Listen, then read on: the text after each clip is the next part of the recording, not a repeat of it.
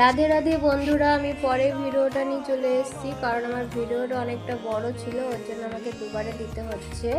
আর বৃন্দাবন থেকে রাম ব্রহ্ম নিয়ে আসা হয়েছিল, তোমার সেটাকে স্নান করানো হচ্ছে। আর তোমরা শুনতেই পাচ্ছ কাশর ঘন্টা শঙ্খ বাজছে, তো স্নান করানোর সময় এগুলো বাজাতে হবে।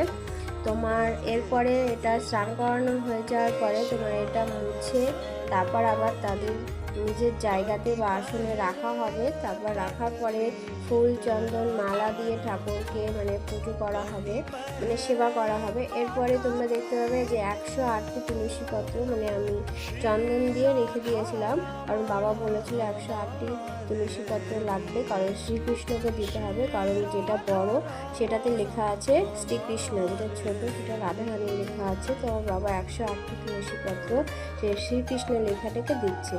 রাধে রাধে বন্ধুরা, তোমরা সবাই ভালো থেকো। কেমন হয়েছে